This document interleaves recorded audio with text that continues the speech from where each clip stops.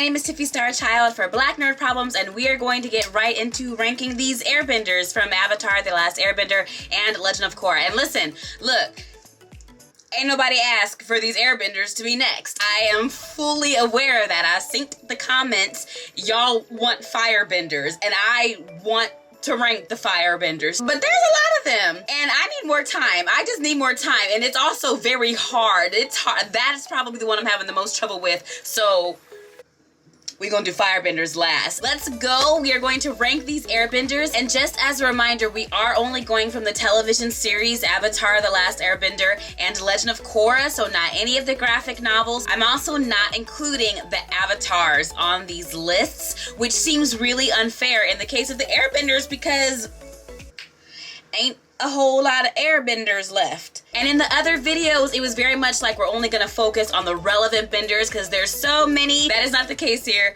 Dang near everybody is invited. So as always, we're gonna start with honorable mentions, and that is Monk Gyatso, who was like Aang's adopted monk father. Aang says that he was the best airbender in the world for the time, and we also know that Monk Gyatso was friends with Avatar Roku when Roku was completing his Avatar training. And although we don't see Gyatso do any real combative airbending, not even in flashbacks, we do see when the gang goes to visit the Southern Air Temple and they find Gyatso's remains, he got, but not before he collected several Fire Nation bodies, okay? Bing, bing, bop. So at the bottom of our actual list is Opal Beifong at number 7, and it feels wrong to put a Beifong at the bottom of any list, but it's okay because earthbending was not baby girl's gift. She's one of the ones that gained airbending abilities after the harmonic convergence in book 2. But can you imagine though, like being Toph Beifong's granddaughter and you yourself cannot move the earth? I still wouldn't be silent about it though. Like, please don't. My granny built this capital. She got statues here, here, here, and here. My mama owns this town thing. I am rich. I wouldn't say that. I would think it though. But Opal does train hard. She does some pretty dope stuff with her airbending, so we love to see it. Next we have Kai at number 6, and he's another regular person that gains airbending abilities after the harmonic convergence. And Kai is obviously also super new to airbending, but he picks it up very quickly, and he's scrappy and kind of scampy, like Aladdin. Like, I feel like he was already pretty dope and probably went on to do great things. Next is number 5, Aang's own son, his eldest son, Bumi. Y'all, I am so happy for Bumi because that had to be hard. It had to be so hard to be the son of the Avatar, the last airbender in existence, and you yourself can't airbend. And I know that it was really kind of messed up how they portrayed Aang as this very disappointing father. But even if Aang had made every decision correctly as a father, imagine that moment. Imagine the anticipation, just knowing that you are the last of your people. Your wife has given you a beautiful, healthy son that you love with all of your heart, and as you're watching him grow, you're just waiting to see if any airbending abilities will emerge because you know that for you, it is the last hope. I do not doubt Aang's love for Bumi, but I also feel like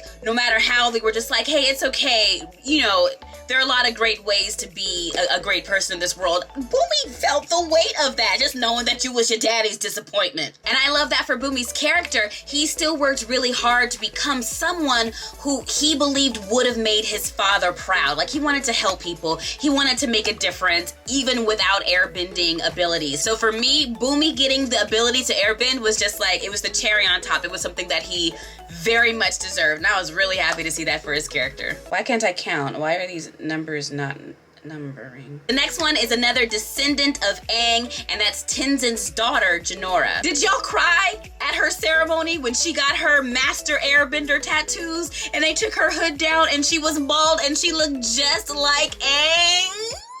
My heart, I wasn't ready. I love Jinora because she is totally an airbending prodigy. Did kind of feel bad for Tenzin because as much as he wanted and craved that connection to the spirit world like Aang, it was Jinora that had it naturally. And I think that makes her very, very powerful. And she was very confident in her ability. When people wanted to discredit her because she's so young, she was like, no, this is what I need to do. This is how I can help. I'm kind of the only one that can do it. So peace out, Dad. So this next number up on the list is Tenzin, and y'all, like, look, listen, I would have never missed a lesson, would have showed up early, and I would have left late. I'd have submitted extra credit, I'd have submitted Period. Why your man so stressed, Pima? She ain't doing it right. Are those arrows? I like tattoos a lot. Where they end at? What were we talking about? What happened to the plot of the video? So imagine the pressure for Tenzin being the youngest child of the Avatar and the only one that could airbend. And then when Aang dies at the biological age of 66, and I understand that it's because of the 100 years that he spent in the ice that drained his life energy. I don't care. I think it's some bullshit. But now Tenzin is the last airbender. That's wild. And it was really tempting to give Tenzin that #1 spot because he had Zahir in that fight at the Air Temple before the other members of the Red Lotus stepped in to help after they dealt with Aang's other useless children. And I'm mainly talking about you, Kaya. Tenzin was whipping that ass. But y'all, that #1 spot does go to Zahir himself. And if I was Tenzin, I would absolutely feel some type of way about it. Again, the whole child of the Avatar. Aang died in 53. Jinora was born in 60, but we don't know when her powers emerged. So he was the only airbender in existence for at least 7 years. All them credentials to your name, and some tourist gets access to the spirit world before you do, and gets the ability of flight, and is the first airbender to do that in over 4,000 years. I would be sick to my stomach. I would combust. And I understand that, you know, that's because Tenzin was out there making babies and Zahir was very busy in prison studying ancient airbending teaching. And who am I to knock somebody else's hyperfixation? I'm just saying I wouldn't let that happen to me. Oh my God, the violence. That cannot be me. That fight would have been personal as hell. Like, yes, I understand that you showed up at the safe haven of my people and kidnapped my entire family and then held us as ransom to try to bait the Avatar so you could kidnap her, even though I love her like my own child. But you made me embarrass my daddy's name, and that's why you gotta die. I think I've done a lot of growing and maturing and healing in my life, but I would 100% let that bitterness consume me. But Zahir, and I think I'm behaving very well because I think I've reached the limit of thirst for one video. The limit does not exist.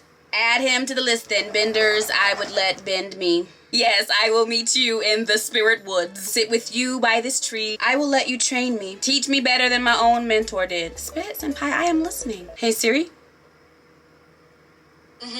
Set a reminder to set a therapy appointment tomorrow. Okay, your reminder is set for tomorrow.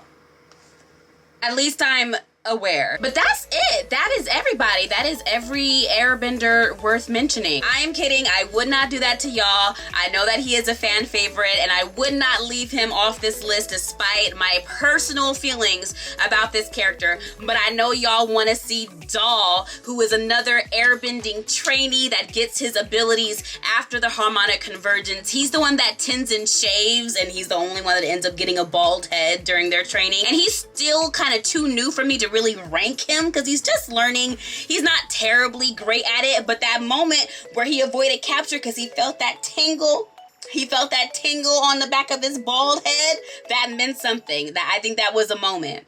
That was a moment. And that's all I've got for this video. Let me know what you think of these rankings in the comments. And next week, we are wrapping up these rankings with the Firebenders. I hope to see you here. Please make sure that you are following Black Nerd Problems. Subscribe to this YouTube channel and turn on notifications. Also, make sure that you are following me, Tiffy Starchild, across social media. Thank you so much, y'all. I'll see you next time.